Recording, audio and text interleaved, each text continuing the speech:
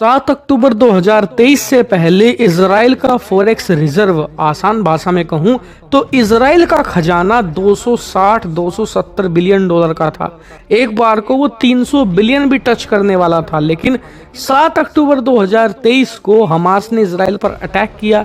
उसके बाद युद्ध शुरू हुआ और तब से लेकर अब तक इजराइल का खजाना 50 से लेकर 60 अरब डॉलर गिर चुका है और अब ये 216 अरब डॉलर पर है। लेकिन इतना खजाना खर्च होने के बाद भी इजराइल की अर्थव्यवस्था मजबूत है। इजराइल की जीडीपी लगातार ग्रो कर रही है। इजराइल युद्ध जीत चुका है, लेबनान में हिजबुल्लाह का सफाया कर चुका है, गाजा में हमास का, और सीरिया में बशर अल असद की सत्ता खत्म कर चुका है। यहाँ तक कि ईरान को भी उसके घर में समेट कर रख दिया है। अब मैं आपको एक और उदाहरण देता हूँ इजराइल यूक्रेन का। जब युद्ध शुरू हुआ उस समय शुरुआती 2 से 3 हफ्तों में रूस ने तेजी से यूक्रेन की जमीन कब्जा ली। क्यों? कि उस समय रूस के पास दुनिया का चौथा सबसे बड़ा खजाना था। लिटरली भारत से ज्यादा फॉरेक्स रिजर्व यानी कि खजाना इनके पास मौजूद था। लेकिन युद्ध शुरू होने के कुछ ही हफ्तों बाद अमेरिका ने इनके खजाने पर ही वार किया। लिटरली कई सौ अरब डॉलर का खजाना फ्रीज कर दिया अमेरिका ने। दुनिया भर में इनकी संपत्तियां जब्त करनी शुरू कर दी। इनके जो अरबपति भी थे उन पर सैंक्शन लगाने शुरू कर दिए, जिससे कि एक बार को रूस की अर्थव्यवस्था जड़ से खत्म कर दी थी। इसका असर ये हुआ कि 2022 में शुरू हुआ रूस यूक्रेन का युद्ध। जितनी जमीन शुरुआती 2-3 हफ्तों में रूस ने कब्जाई थी, आज भी रूस का बस उसी जमीन पर कब्जा है, उससे ज्यादा वो जमीन नहीं कब्जा पाया। क्यों? क्योंकि फॉरेक्स रिजर्व के नाम पर आज रूस के पास बहुत ही कम पैसा बचा है। हालांकि आप कहोगे कि तेल बेचकर या अन्य चीज़ों से रूस कमा रहा है, तो देखिए उससे सिर्फ इतनी कमाई हो रही है कि रूस की अर्थव्यवस्था चल रही है किसी तरीके से, और उस तेल के पैसे से ही रूस कुछ भी करके, जुगाड़ लगाकर कुछ भी करके युद्ध को घसीट रहा है। वहीं दूसरी तरफ दूसरा एग्जाम्पल है यूक्रेन का।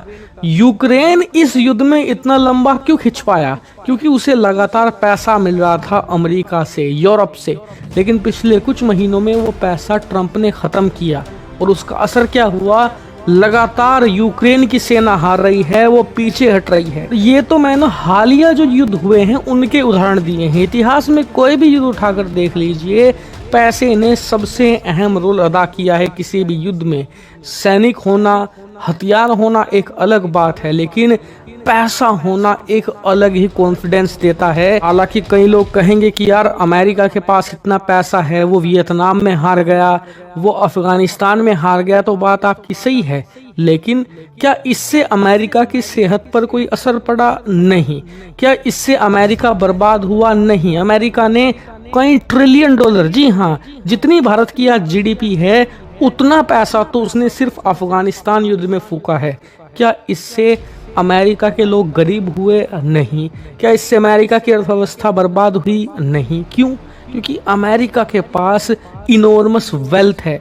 वो वेल्थ इस बात को इंश्योर करती है कि अमेरिका चाहे युद्ध में हारे या जीते, लेकिन उसकी अर्थव्यवस्था कभी बर्बाद नहीं होगी, और अर्थव्यवस्था बर्बाद नहीं होगी तो वो देश भी बर्बाद नहीं होगा। यही बात भारत पर भी लागू होती है। क्यों?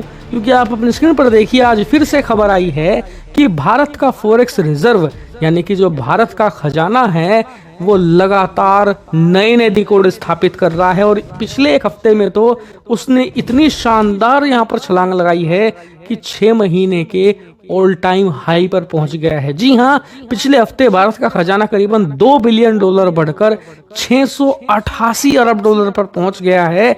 इसी के साथ ये दुनिया का चौथा सबसे बड़ा खजाना तो बन ही गया है, साथ ही इसने 4th पोजीशन और भी ज्यादा स्ट्रॉन्ग कर ली है। और आपको बता दूं, जहां भारत का खजाना दिन दोगुनी रात चौगुनी रफ्तार से बढ़ रहा है, वहीं पाकिस्तान का खजाना लगातार रॉक बॉटम हिट कर रहा है। जिन लोगों को नहीं पता उन्हें थोड़ा कंपेयर करके बता दूं कि पाकिस्तान का खजाना इस समय मुश्किल से 14 अरब डॉलर है। जी हाँ, 14 बिलियन डॉलर, बल्कि इसमें से भी 2-3 बिलियन डॉलर वो है जो कि यूएई सऊदी से इन्हें मिला है बैंक में रखने के लिए। बैंक में क्यों?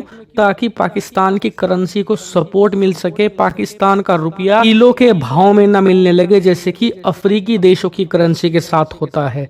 वहीं भारत का खजाना इससे कई सौ गुना ज्यादा ताकतवर है, 688 बिलियन डॉलर पर है। बल्कि आप ये कहिए कि भारत का खजाना पाकिस्तान के साथ कंपेयर हो ही नहीं सकता। इसे कंपेयर करना है तो चीन के साथ कीजिए, जिसका खजाना दुनिया में सबसे बड़ा है।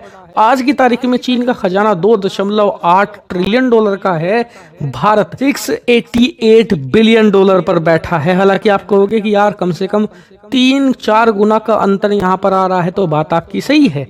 लेकिन आप ये भी देखिए कि चीन का खजाना अब से सिर्फ 1.5 साल पहले तक 3.4 ट्रिलियन डॉलर पर हुआ करता था, यानी कि 3.5 ट्रिलियन डॉलर के आसपास। वो बहुत तेजी से घट रहा है क्योंकि चीन को अपनी अर्थव्यवस्था को बचाने के लिए हर महीने कई सौ बिलियन डॉलर फूकने पड़ रहे हैं। इस वजह से इनका खजाना तेजी से गिर रहा है और भारत का खजाना उतनी ही तेजी से बढ़ रहा है। लेकिन भारत का जो इनॉर्मस खजाना है वो इस बात को अभी इंश्योर कर चुका है कि युद्ध चाहे हो या ना हो, भारत की अर्थव्यवस्था को इस पर रत्ती भर भी असर नहीं पड़ने वाला। हमारा खजाना हमारी अर्थव्यवस्था को ऐसे ही सपोर्ट करेगा जैसे अमेरिकन वेल्थ अमेरिकन इकोनॉमी को प्रोटेक्ट करती है अमेरिका के चल रहे दुनिया भर में युद्धों से। मुझे यकीन है कि आज आपको पता लग गया होगा कि खजाने का क्या महत्व होता है।